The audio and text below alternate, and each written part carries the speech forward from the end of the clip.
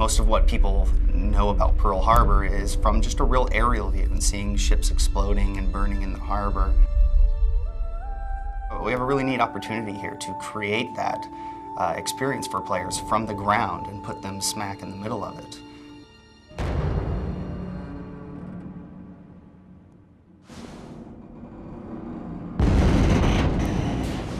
What was that? What's going on?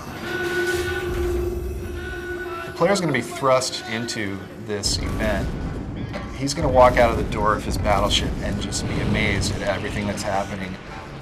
And we want him to feel like the world isn't centered around him. We want to feel like he's thrown into this crazy, horrific attack.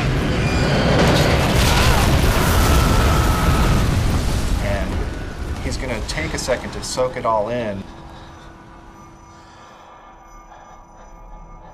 And then realize, wow, maybe I can help fight these guys off. I'm not going to win Pearl Harbor, but maybe I can do something to help our cause. Take his gun and give us fire support!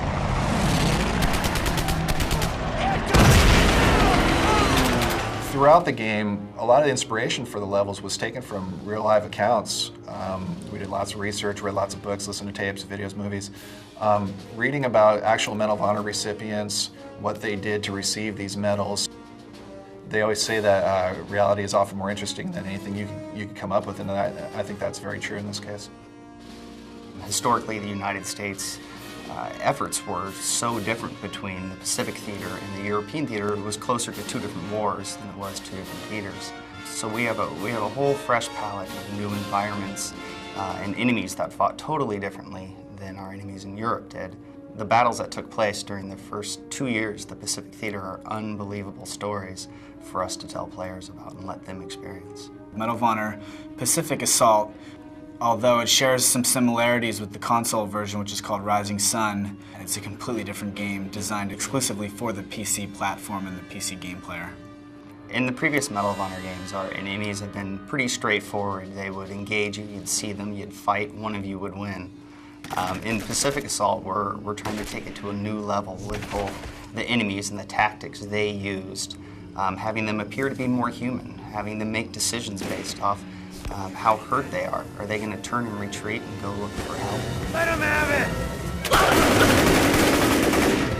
Instead of just single enemies that you're fighting one at a time, you might be fighting squads of enemies who have a leader who is giving them orders, telling them to fall back, telling them to flank. The squad will also have a morale level that changes based on the combat. So if I'm a Japanese soldier and I'm fighting you, my buddy gets shot, my morale's going to go down, and I might retreat and go hide behind a rock now because I'm a little worried about what's happening.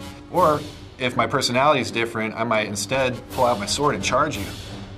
The technology is focused on recreating large, expansive environments. So we're talking about islands, we're talking about Pearl Harbor, we're talking about jungles, we're talking about things that haven't traditionally been modeled well in games.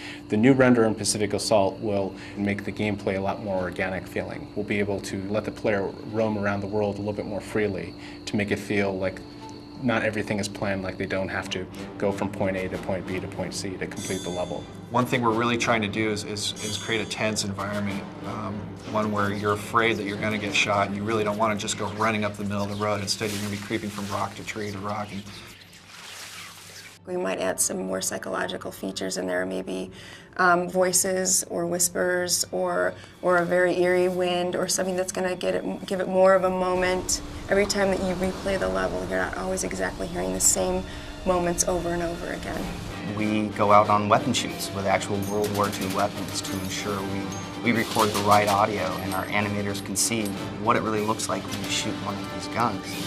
They took damn near the entire Pacific with these things. We work with museum curators and reenactors, so we really know what it feels like when a flamethrower goes off a few feet away from you and how to convey that in a game for a player. We go to painstaking efforts to research every aspect of the war and the content of the video game.